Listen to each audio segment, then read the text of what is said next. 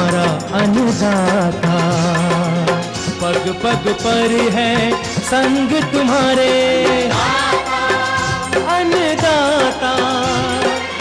लहू किसानों का बन के पसीना सींचता है धरती का सीना। मेहनत का तेरी हक दिलवाने, नई तकनीक नई खोज बताने। पशुधन को गुणवान बनाना, पौध सुरक्षा को सिखलाना, खेती के सब गुर समझाने, भारत का सरताज बनाने। आठों पहर है संग तुम्हारे अन्नदाता, अन्नदाता। सुप्रभात। सूरज की पहली किरण और पक्षियों की कलरव ध्वनियों के साथ मैं साइमा आप सभी दर्शकों का अन्नदाता कार्यक्रम में स्वागत करती हूं। चलिए सबसे पहले देखते हैं क्या है विशेष आपके लिए आज के कार्यक्रम में। लीची उद्यान में सामयिक प्रबंधन कार्य पर जानकारी।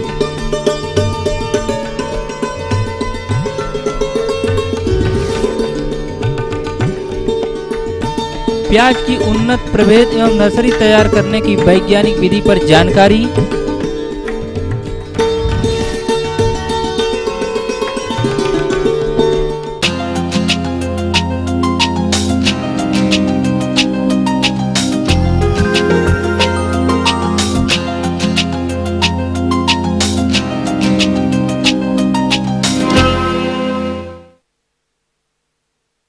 फलों उद्यानिकी के अंतर्गत लीची की बात करें तो इसके उद्यान हमारे प्रदेश में व्यापक क्षेत्रफल पर देखे जा सकते हैं। इन उद्यानों से आने वाले दिनों में अधिक फलन प्राप्त करने के लिए इस समय कुछ सस्य प्रबंधन कार्यों को करना आवश्यक होता है, जैसे बाग में निराई गुड़ाई, खाद एवं उर्वरक प्रबंधन, साथ ही सिंचाई प्रबंधन के साथ साथ कीट एवं रोगों से बचाव हेतु पौध सुरक्षा उपायों को अपनाना भी आवश्यक होता है। यदि बागवान भाई इसमें किसी भी प्रकार की लापरवाही करेंगे तो इसका परिणाम आने वाले दिनों में आपको कम फल उत्पादन के रूप में उठाना पड़ेगा। कुछ इसी प्रकार की जानकारी चाह रहे हैं ग्राम पूर्णिया जिला कटिहार के एक कृषक अनिल दास। तो आइए मिलते हैं उन्हीं से। मेरा नाम अनिल दास है, खुशकीबाग की निवासी हूँ। मैं ये जानना चाहता हूँ कि मेरे पास पूरा लीची का पुराना बाग भी है और नया भी लगाया है, तो अच्छा फल के लिए हम उसमें क्या कर सकते हैं, अभी उसमें कुछ करें या ना करें, उसकी जानकारी लेना चाहते हैं। अतः बागवान भाइयों, लीची के उद्यानों में समसामयिक प्रबंधनों को कब एवं कैसे करें जिससे कि अधिक फलों उत्पादन प्राप्त हो सके, इस विषय पर संपूर्ण जानकारी देने हेतु हमारे बीच उपस्थित हैं भोला पासवान शास्त्री कृषि महाविद्यालय पूर्णिया के डॉक्टर सूर्य प्रकाश।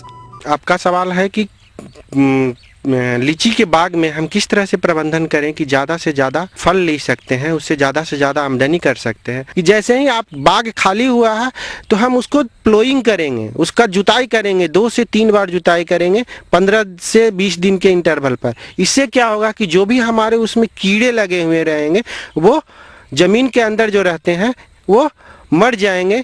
जैसे कि उसके जो लार्वा है, उसके अंडा है, उसका जो प्यूपा है जो कि ज़मीन के अंदर रहेंगे वो नीचे से ऊपर आएंगे और सूरज के प्रकाश से वो मर जाएंगे। जो सबसे पहली बात है वो यह ध्यान में रखना है कि जो लीची की जो डाल होती है उसमें जो नया साल का जो ग्रोथ होता है, मतलब जो जुलाई के बाद जो नए कल्ले आते हैं, जो नया ग्रोथ होगा उसी में फलन की प्रक्रिया होती है। उसके तने के नज़दीक या पुराने जो डाल है उसमें नहीं लगती है। तो अमूमन तौर पे यह देखा जाता है कि लीची की जो तोड़ाई होती है वो डंठल के साथ होती है।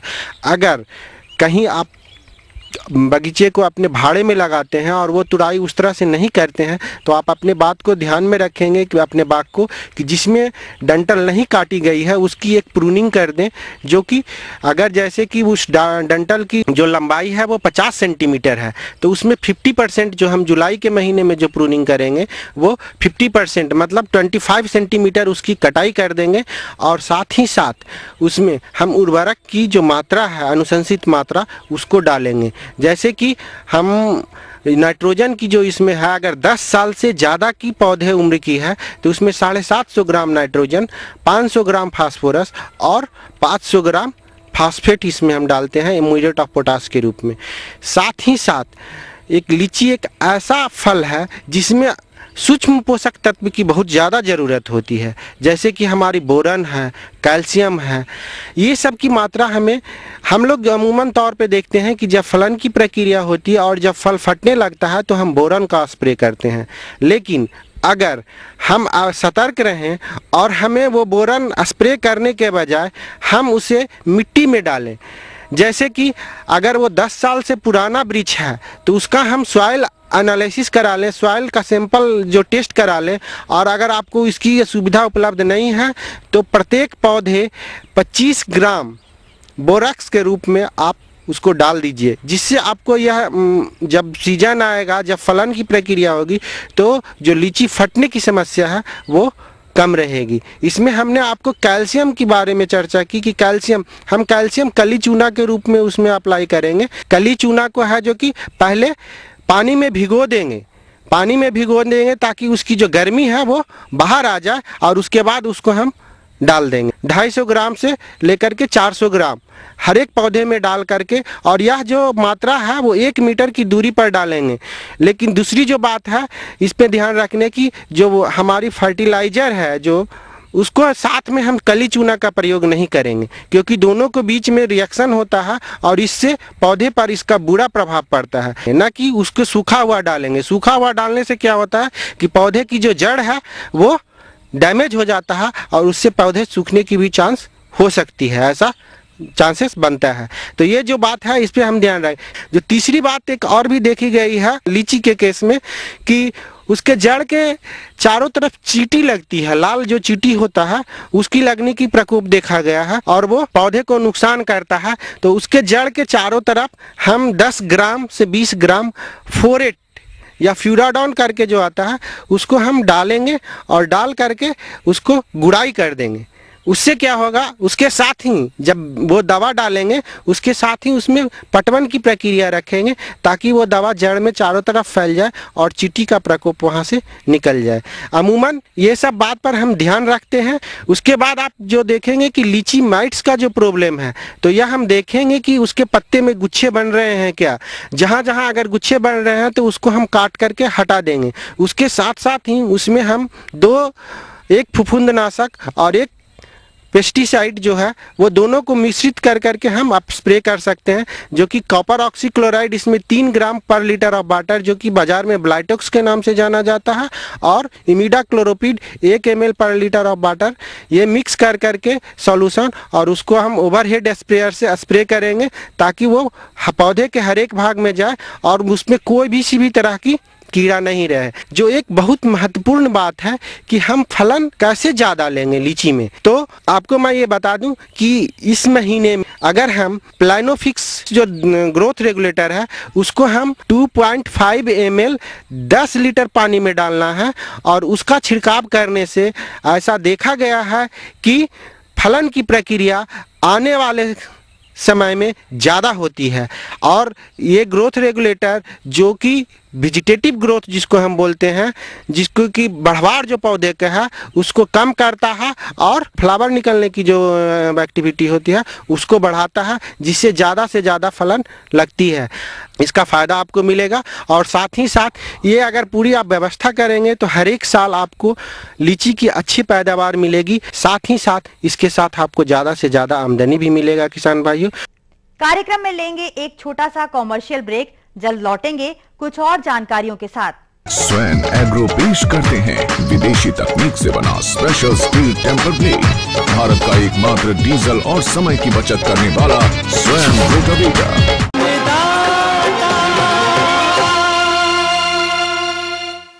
ब्रेक के बाद एक बार फिर से आप सभी दर्शकों का अन्नदाता कार्यक्रम में स्वागत है। बढ़ते हैं अगली प्रस्तुति की ओर।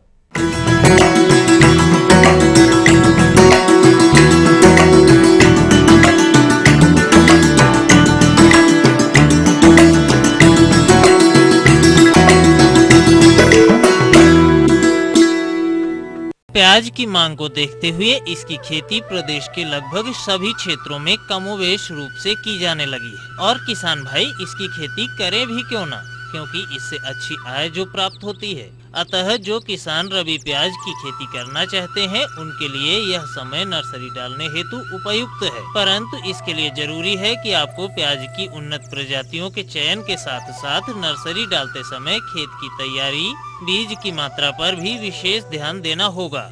यदि आप इन बिंदुओं पर ध्यान नहीं देंगे तो नर्सरी में एक तो बीज का जमाव कम होगा, साथ ही खरपतवार एवं कीट रोगों की भी समस्या आ सकती है। अतः आप किस प्रकार तैयार करें रबी प्याज की पौध, इस बारे में जानकारी के लिए हमारे संवाददाता ने संपर्क किया ARI पटना के प्रधान वैज्ञानिक डॉक्टर सुखदेव राय से। तो उन्होंने क्या जानकारी दी, देखिए कार्यक्रम की इस प्रस्तुति के माध्यम से। किसान बंधु पौधशाला बनाने के लिए, पौधशाला में प्याज की बिजड़ा का उत्पादन उगाने के लिए सर्वप्रथम आपका मिट्टी का निरीक्षण करना होगा। आज जिसको में मिट्टी उर्वरा पूर्ण होना चाहिए, नहीं तो उसमें जो सब्जी में खास करके पौधशाला के लिए सड़ा हुआ गोबर का खाद के अलावा कोई भी केमिकल फर्टिलाइजर नहीं डालना चाहिए। और 1 हेक्टेयर खेत के लिए आपको 1 मीटर बाई 3 मीटर लंबा चौड़ा किया एक क्यारी,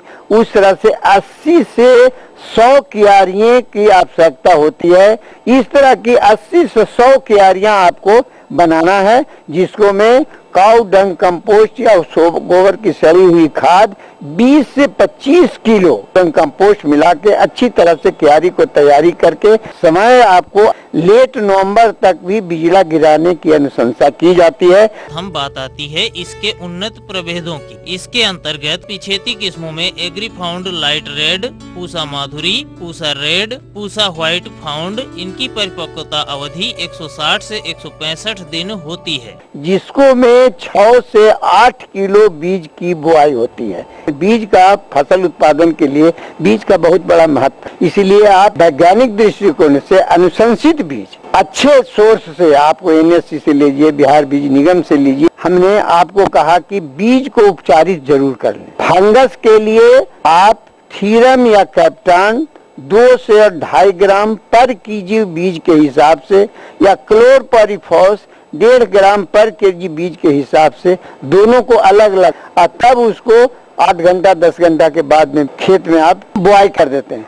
बुआई के बाद में उसको अच्छा तरह से जर्मिनेशन के लिए, अच्छा तरह से अंकुरण के लिए आप पुआल बैगरा से 2-3-4 दिनों तक ढांक देते हैं। करीब करीब 10 से 15 दिन में अच्छा तरह अंकुरण आ जाता है। परंतु किसान बंधु को बाजू भर करना नर्सरी में, जैसे ही देखें कि 1-2 बीज आपका प्रस्फुटित हो रहा है, अंकुरण दे रहा है, तो खरपतवार को हटा दीजिएगा, क्योंकि ज्यादा अंकुरण कर जाने के, बढ़ जाने के, सीडलिंग के बढ़ जाने के बाद में सीडलिंग जब हटाइएगा पुआल को, तो आपको उसके साथ में यह होगा। इसे पौधशाला का व्यवस्था बहुत अच्छे तरीका से सावधानी पूर्वक करें, जिसमें ज्यादा से ज्यादा आपको जीवित पौधे आपको ट्रांसप्लांटेशन के लिए, आपको रोपाई के लिए उपलब्ध हो। और 6 से 8 सप्ताह के बाद में किसान बंधु नर्सरी में एक पट में जब आपको रोपाई के हो, तो रोपाई के 1 सप्ताह पहले पौधशाला में सिंचाई कर दें। मिट्टी हल्की सूख जाए तब पौधशाला से बिजड़ा को निकालें, जिसको में कि बिजड़ा आपको टूटेगा नहीं, पूरा जड़ के साथ आवेगा। कहा कि पूरा जड़े रहेंगी तो आपको पौधे लगने में आसानी होगी। तो इस तरह से कीड़े मकोड़े का प्रभाव के साथ साथ सच क्रिया, खाद पानी का हिसाब कर करके आप अच्छा से अच्छा बिजड़ा तैयारी करके फसल उत्पादन करें।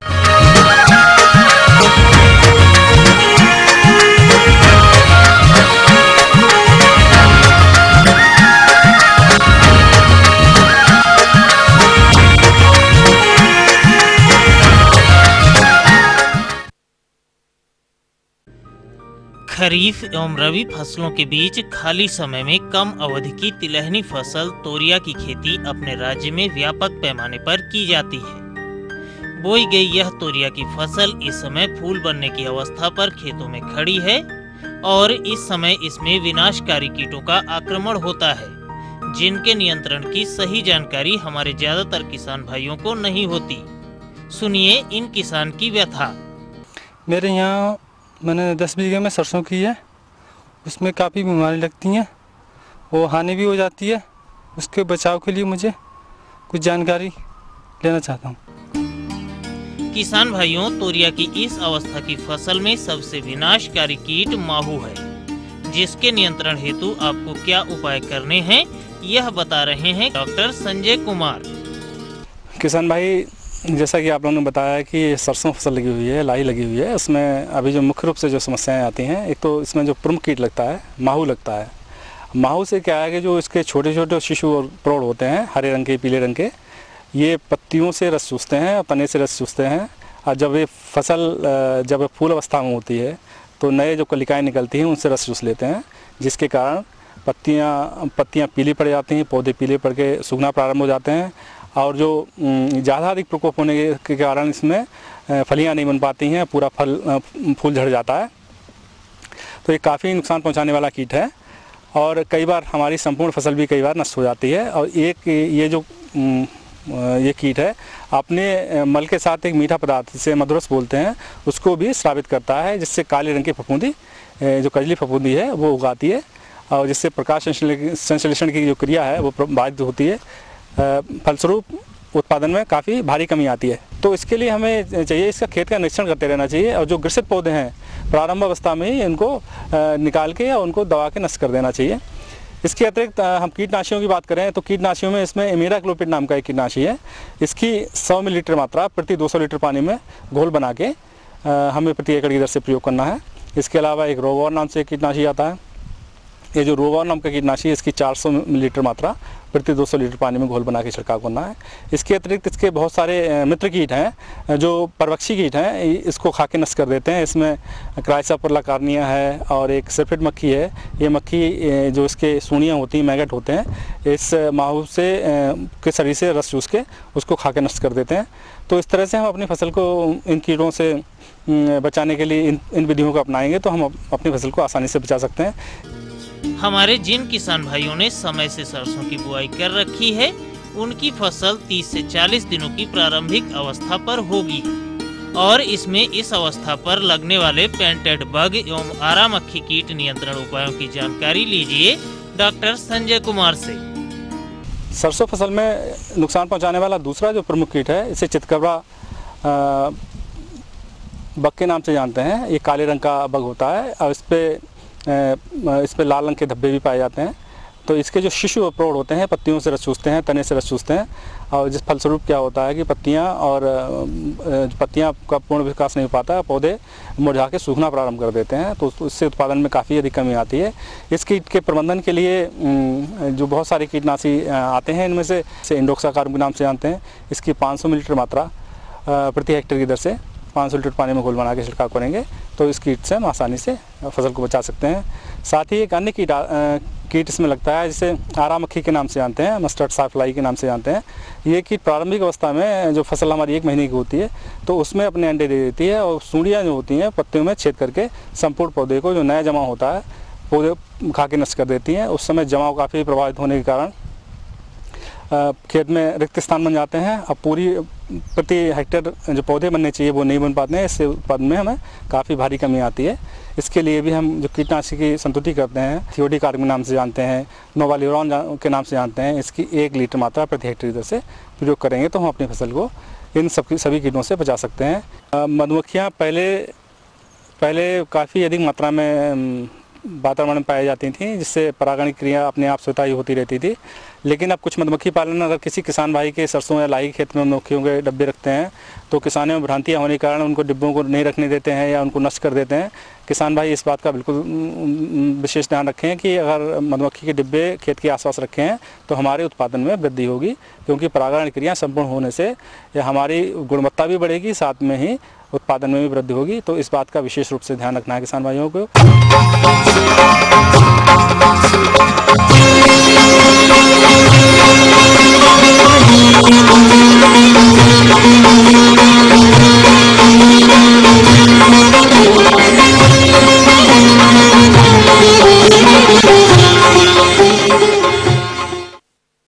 किसान भाइयों, जैसा कि आप जानते हैं कि दुधारू पशुओं से अधिक दुग्ध उत्पादन लेने के लिए संतुलित आहार में हरे चारे के रूप में बरसीम का महत्वपूर्ण योगदान होता है, जिसमें अन्य हरे चारों की अपेक्षा अधिक मात्रा में प्रोटीन होती है और इसे पशु चाव से खाते भी हैं। तो किसान भाइयों, यदि आप बरसीम की खेती करना चाहते हैं तो इसकी बुवाई का ये उपयुक्त समय है। इसके लिए आवश्यक है कि आप उन्नतशील प्रजातियों का चयन करें जो कि लंबे समय तक आपको चारा उपलब्ध करा सकें, एवं साथ ही जब बुवाई करें तो बुवाई की उचित विधियों का प्रयोग करें, क्योंकि प्रायः देखा जाता है कि किसान भाई बाजार से कोई भी बीज ले आते हैं और जैसे तैसे खेत में बो देते हैं तथा बीज दर का भी उचित ख्याल नहीं रखते हैं, जिसका परिणाम ये होता है कि बीज सड़ जाता है और बीजों का जमाव भी कम होता है और ऐसी स्थिति में बरसीम की फसल से कटाइयां भी कम प्राप्त होती हैं। अतः किसान भाइयों, बरसीम की उन्नत खेती पर विस्तृत जानकारी हेतु देखिए कार्यक्रम की ये विशेष प्रस्तुति। बरसीम चारे की एक महत्वपूर्ण फसल है, क्योंकि इसका चारा पौष्टिक होने के साथ साथ पाचनशील होता है। बरसीम की फसल से अधिक कटाइयाँ व अधिक चारा प्राप्त करने के लिए इसकी खेती में तकनीकी बिंदुओं को अमल में लाना आवश्यक है, जिसमें सर्वप्रथम बिंदु आता है भूमि का चयन। बरसीम दलहनी फसल है। इसकी जड़ों में सूक्ष्म जीवाणु पाए जाते हैं। प्रत्येक अवस्था में इन जीवाणुओं का क्रियाशील रहना अत्यंत आवश्यक होता है। अतः बरसीम की सफल खेती के लिए भूमियों में जल निकास का उत्तम प्रबंध होना चाहिए तथा मृदा वायु संचार अच्छा होना चाहिए। उपजाऊ दोमट भूमियां बरसीम की फसल के लिए सबसे उत्तम होती है। भूमि की तैयारी। बरसीम की फसल सामान्यतः मक्का, ज्वार, बाजरा व धान की फसल के बाद उगाई जाती है। इन फसलों की कटाई के बाद एक बार मिट्टी पलटने वाले हल से गहरी जुताई करके 3-4 बार देशी हल या हैरो चलाकर खेत की बुआई के लिए तैयारी करते ही पाटा चलाकर खेतों को समतल बना देना चाहिए, जिससे सिंचाइयां सुविधा पूर्वक होती है। खेत में ढेले नहीं रहने चाहिए, अन्यथा बीजों का जमाव कम होगा। अब बात आती है बरसीम की उन्नत प्रजातियों के चयन की। तो बरसीम लुधियाना, मिस्कावी, पूसा जायंट, जवाहर बरसीम 4, वरदान 106 इत्यादि में से किसी भी प्रजाति का चयन करके बुआई कर सकते हैं। 1 एकड़ क्षेत्रफल में बुआई हेतु 10 से 12 किलोग्राम बीज की आवश्यकता पड़ती है। बरसीम के बीज में प्रायः कासनी नामक खरपतवार का बीज मिला होता है, अतः बीज में से इस अवांछित बीज को निकालने के लिए बीज को 5% नमक के घोल में डालकर कुछ समय के लिए रखते हैं। कासनी का बीज हल्का होने के कारण घोल के ऊपर तैरने लगते हैं। फिर इनको अलग कर लें। बीज को 2.5 ग्राम थीरम या 2 ग्राम कैप्टान या 2 ग्राम कार्बेंडाजिम से प्रति किलोग्राम बीज की दर से उपचार करके बोना चाहिए। उसके पश्चात 250 ग्राम बरसीम कल्चर से 10 किलोग्राम बीज दर से उपचारित करना होता है। इसके लिए एक पैकेट कल्चर को आधा लीटर 10% गुड़ के घोल में मिला लिया जाता है। उसके बाद 1 एकड़ के लिए प्रयोग किए जाने वाले बीज में भली भांति कल्चर को मिला लेते हैं और छाया में 6 से 12 घंटा सुखाने के बाद इस बीज में सरसों का 700 ग्राम बीज और जई या सैंजी का 12 से 15 किलोग्राम बीज मिलाकर ही प्रति एकड़ में बुआई की जानी चाहिए। पोषक तत्व के रूप में प्रति एकड़ क्षेत्रफल के लिए 10 से 12 किलोग्राम नाइट्रोजन, 22 से 25 किलोग्राम फास्फोरस का प्रयोग खेत की अंतिम जुताई के समय करें। बुआई के लिए तैयार किए गए खेत में आवश्यकता अनुसार क्यारियां बना लेते हैं। फिर उसमें 5 से 7 सेंटीमीटर पानी भरते हैं। पानी भरकर सीधे बुआई की जा सकती है, लेकिन यदि उसमें पटेल करके बीज की बुआई करते हैं तो बीज के ऊपर मिट्टी की एक पतली परत जम जाती है, जिससे अंकुरण के लिए बीज को उचित नमी मिलती रहती है और चिड़िया भी बीज को नुकसान नहीं पहुंचा पाती है। बीज के अंकुरण के समय यह ध्यान रखें कि खेत में अधिक समय तक पानी जमा न हो, अन्यथा जहां पानी जमा रहेगा वहां बीज सड़ जाएंगे और अंकुरण प्रभावित होगा। अतः बुआई के 12 से 15 घंटे बाद यदि खेत में कहीं पानी रुका है तो उसे खेत से जल निकास द्वारा बाहर निकाल दे। इस प्रकार बरसीम की फसलों में 10 से 12 दिन में 3 से 4 पत्तियां आ जाती हैं। उस समय आवश्यकता पड़ने पर 7 से 10 दिन के अंतराल पर 2 सिंचाई की आवश्यकता पड़ती है। उसके पश्चात 15 से 20 दिन के अंतराल पर सिंचाई की आवश्यकता पड़ती है। कटाई की बात की जाए तो 50 से 60 दिन के बाद पहली कटाई करना प्रारंभ कर दें। उसके बाद 25 से 30 दिन के अंतराल पर कटाइयाँ करते रहें। कटाई जमीन की सतह से 5 से 7 सेंटीमीटर की ऊंचाई से करना चाहिए। प्रत्येक कटाई के उपरांत उचित बढ़वार के लिए 5 से 7 किलोग्राम नाइट्रोजन का प्रयोग प्रति एकड़ की दर से करें। इस प्रकार पूरी फसल अवधि में 1 एकड़ में उगाई गई बरसीम की फसल से 350 से 400 कुंटल हरा चारा प्राप्त होता है। यदि बरसीम की फसल से बीज का उत्पादन करना चाहते हैं तो तीसरी कटाई के बाद फसल को बीज के लिए छोड़ दें। इस प्रकार यदि बीज लेते हैं तो प्रति एकड़ 200 से 250 कुंटल चारा प्राप्त होता है तथा 2 कुंटल बीज प्राप्त होता है।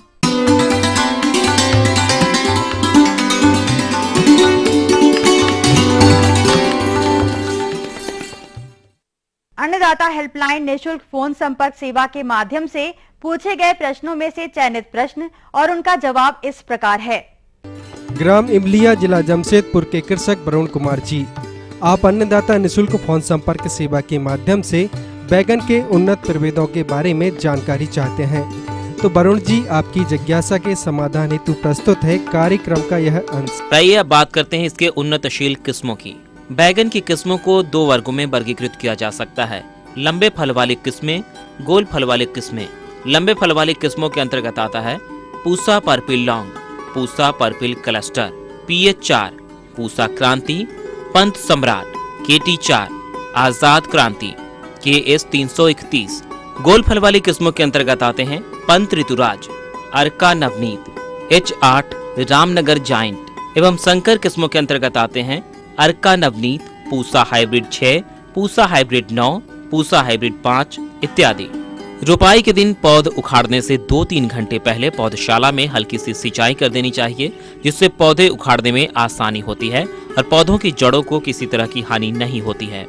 रोपण से पूर्व पौध का उपचार संस्तुत फफूंदनाशक से अवश्य कर लें और रोपण दूरी 75 से 60 सेंटीमीटर गोल फल वालों के लिए तथा 60 से 45 सेंटीमीटर लंबी फल वालों के लिए है।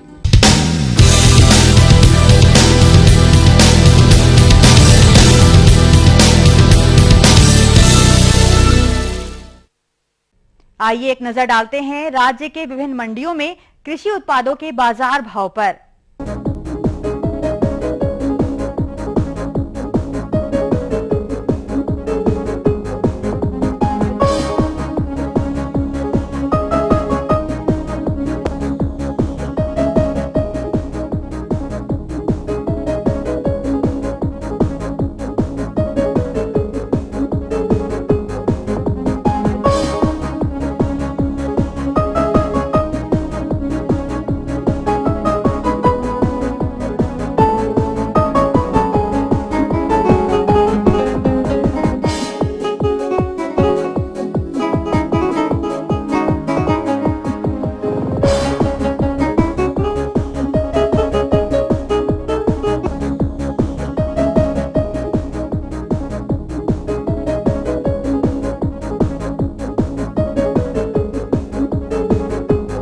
हम ये उम्मीद करते हैं कि आज का कार्यक्रम आप सभी दर्शकों के लिए उपयोगी रहा होगा।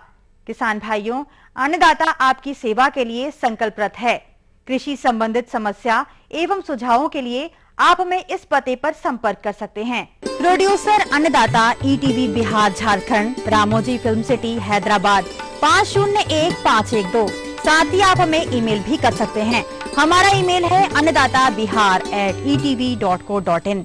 इसके अतिरिक्त आप हमें निःशुल्क हेल्पलाइन नंबर 1800-425-4085 पर दोपहर 2 से 3 बजे के बीच संपर्क कर सकते हैं। आज के कार्यक्रम में फिलहाल इतना ही। कल फिर से इसी समय आपसे मुलाकात होगी कृषि संबंधित कुछ और जानकारियों के साथ। तब तक के लिए पूरी अन्नदाता टीम को आज्ञा दीजिए। नमस्कार।